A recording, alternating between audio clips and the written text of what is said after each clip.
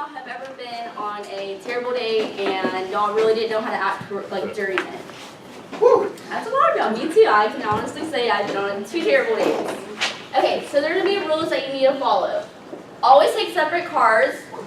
Have a phone in hand. Pick a friendly destination, meaning like the movie, somewhere where you don't have a lot of interaction with them unless you want to. Like if you go to the movies and the interaction's like awkward and you know like it's not gonna go anywhere, then you can just honestly leave after the movie. If you feel like something's gonna go good, then you go to an ice cream date after or go get coffee.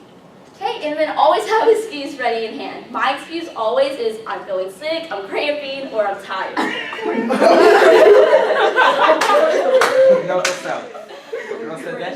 Okay, so when you're having a conversation with somebody that's new to you, you should always plan ahead, have questions you want to ask. You can ask about school, you can ask about their job, you can ask them anything really about them, what their favorite color is, pretty much anything like that.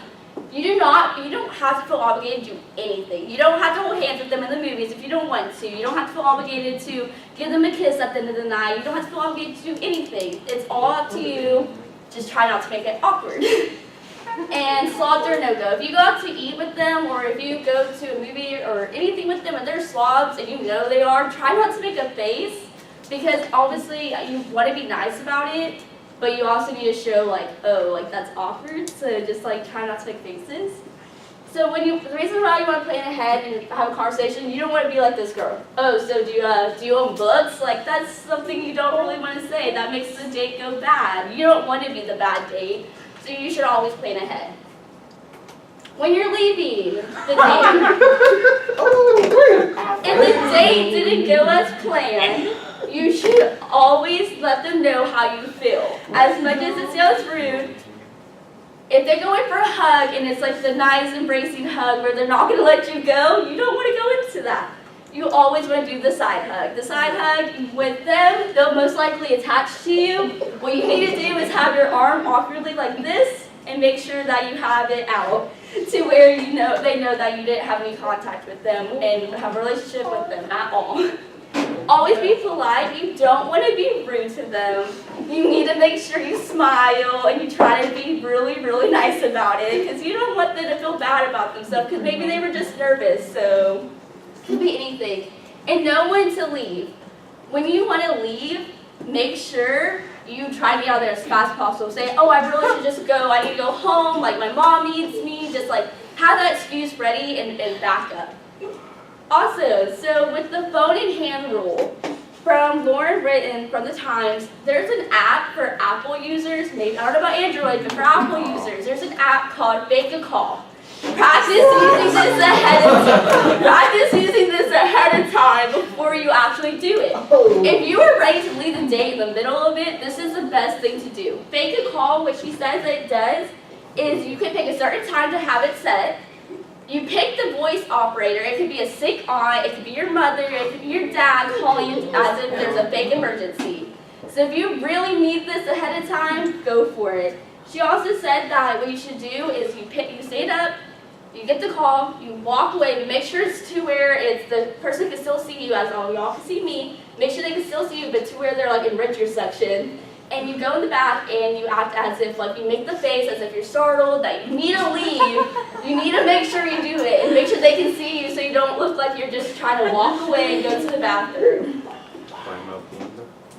So what you have to do, and also when you're leaving, take separate cars because you do not want to feel like they need to walk you up to your house and sob and try to do that awkward kissing thing at the end of the day. You need to make sure you take separate cars. So that's the first rule. The phone comes in handy. You can make your friend call you, or you can do the Fake a Call app. Friendly destinations, make sure you pick a good destination. It could be an ice cream day, it could be movies. I prefer the movies ever since I read about this. Movies is probably the best first date because you don't have to make that much interaction and you can choose towards the end whether or not you want to stay or leave. And have an excuse in hand. Like I said, girls, the cramping thing is the best thing you can use. Crampy and tired, you're sick, anything like that is the best way to go. So do y'all have any questions about this? I can put more friends on it that way. Y'all just made this really got friend zone. Oh, another article. That was excellent. Right. So you're gonna email all of us. I'm gonna Right? We're gonna need it. Okay, any questions? No. Yeah. Now,